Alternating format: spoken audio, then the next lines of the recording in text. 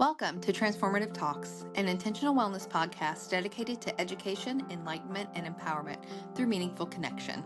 Through thoughtful conversations with fellow wellness and holistic practitioners, we explore the many pathways to well-being. Each episode is designed to expand understanding, spark curiosity, and offer practical insights you can integrate into your everyday life. Our intention is to inspire your own positive transformation and support you in creating a more empowered life. Hello, and welcome back to Transformative Talks. I am doing another installation of Short and Soulful, so this will be a short little insight for today. And I am doing this episode to wrap up my first season. So I really wanted to talk today about recapping some of the past few months for me in terms of doing recording, editing, figuring out the whole podcast thing, and also talking about doing hard things and sometimes needing to lean into the uncomfortable just to initiate the things that we're wanting to do.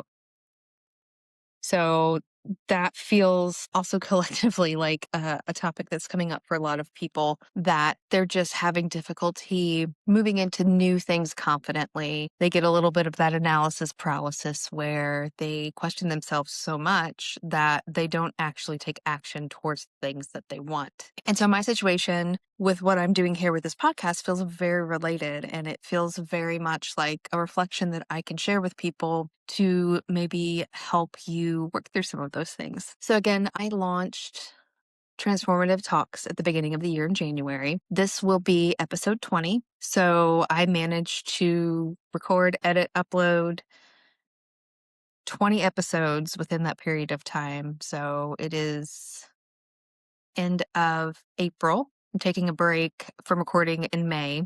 So in the past 4 months, I recorded 20 episodes. Wow. Now that I'm breaking that down and looking at the math, I was like, wow, that's actually quite a bit.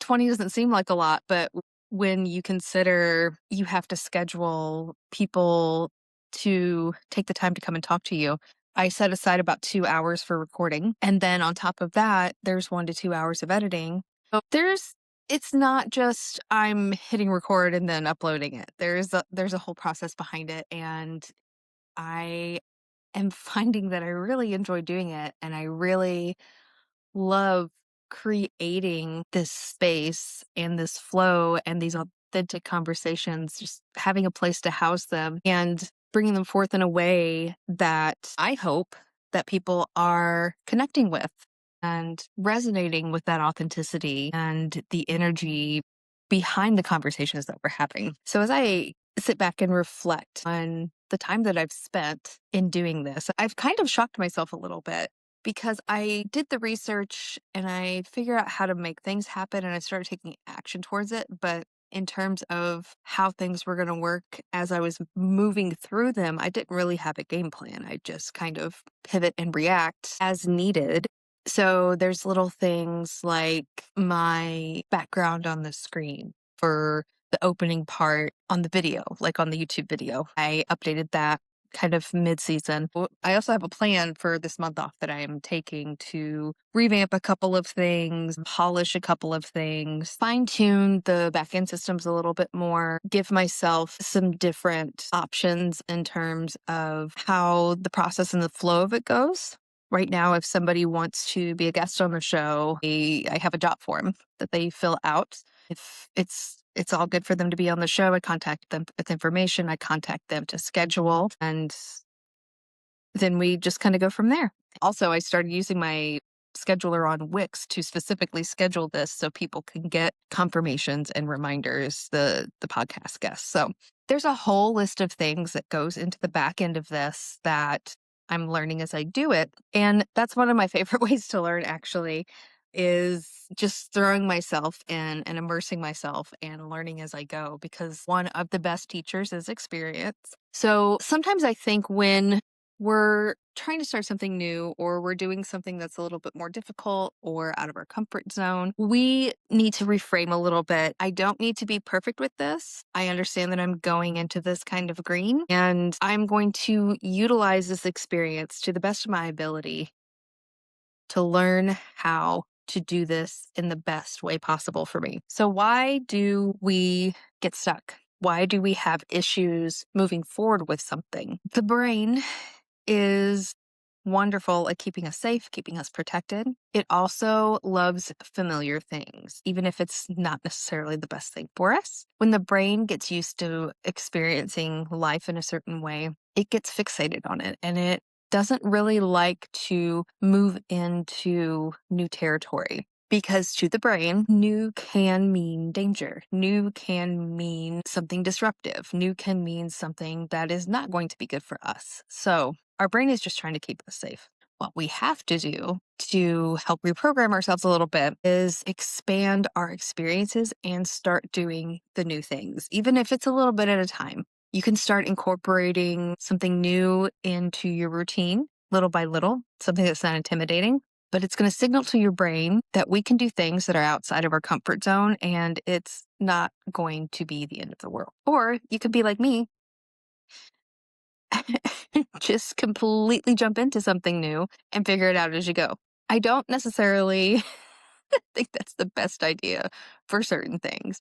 But some things, if there's not a huge risk to it, for me, it's like a why not? Why not jump into it and figure it out? For example, the podcast, there's not really a risk of me jumping into this. It's just it's a time factor. I'm putting a lot of time into it. But if it doesn't work out, I'm not losing anything. If it didn't work out, I would just kind of take what I learned from the experience and either pivot and try it a different way, or I would accept that, hey, maybe this isn't something I need to be doing and move on to something else. So if you're in a space to take a moment to think about something that you have been wanting to do, or something that even you've been needing to do that you're really, really resistant to, take a moment and contemplate why that is. Sometimes we can trace the reasons back to early childhood. If we were shamed for trying something new or doing something new or being different, that can factor into it. As we're talking about this, I'm thinking about a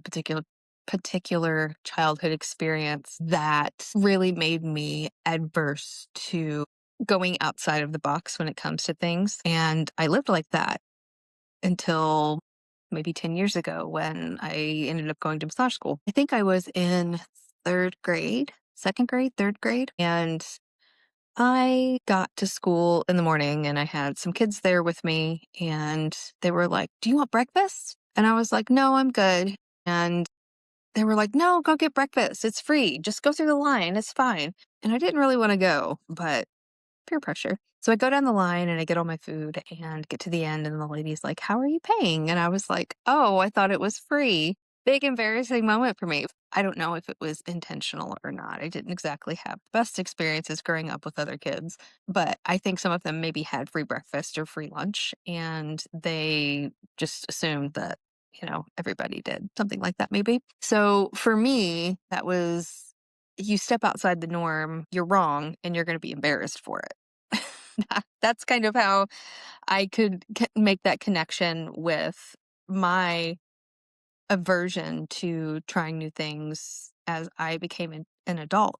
I would get very stuck in unhealthy things that I was doing, but they were familiar and I knew they were easy and they were comfortable, but I never really dipped my toe into uncharted territory or uncharted waters when I was in that period of my life. So sometimes it really takes a very uncomfortable event or a series of very uncomfortable events to make us go, "Hey, you know what? I really don't like the place I'm in right now. I need to move out of it. How do I move out of it? And what do I need to do?" You can think of that like the tower card in the tarot deck. Imagery wise, there's a tower on fire and people are leaping from it. Because what are your options? You either jump into something different, something new, something scary, or you get burned alive. And that is not something that I think anybody wants. Sometimes it's like rock in a hard place. But then we move into something new. And as we're navigating and as we're learning, we're realizing, oh, I really didn't have anything to be afraid of. This isn't as difficult as I thought it would be, or this is not as intimidating as I thought it would be. And then through doing the hard things and through showing yourself that you are capable and resilient, you're retraining your brain to be more okay with new experiences and going into those new things. So to finish here, I think I'm going to draw some oracle cards, and this is short and soulful today. So I'm using my Akashic Soul Echo Oracle, which I love. And then I might pull another one too. So collectively, people that are experiencing this paralysis when moving into something new or starting something new, or just lots of self-doubt when it comes to stepping into something. What are some messages for them? Got Keeper of Inner Harmony. This is a big thing about trust. Threads of Destiny. And Sacred Pause. So, Keeper of Inner Harmony, you hold the wisdom of integration within your very being. Your presence brings balance to others. Trust your natural flow. So, this to me definitely speaks about needing to trust your inner calling, trust what feels purposeful to you. Know that if you are leaning into it and you are wanting to step into something different that may not be familiar, it's probably because it's more aligned for you. Threads of Destiny. You sense multiple forces weaving your life together. Destiny is not fixed. It responds to conscious intention.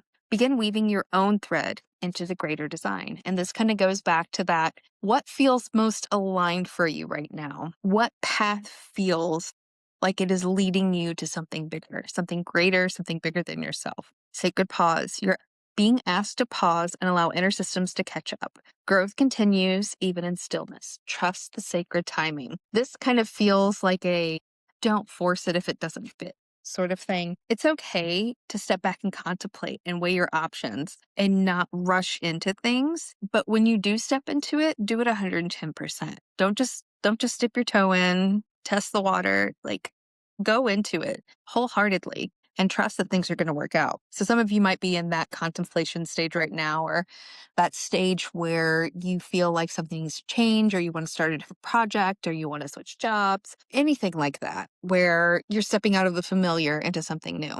New territory, going into new territory. So that with what I just pulled, that's definitely a make sure you are certain about your decision to step into it.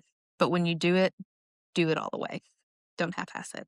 Thank you so much for listening to the last episode of season 1. Season 2 will resume in June, and I'm already getting some really cool people scheduled, so I'm very excited about the conversations that will be had, and hopefully all the inspirations and education and empowerment that we will share with you here on Transformative Talks. So again, thank you so much.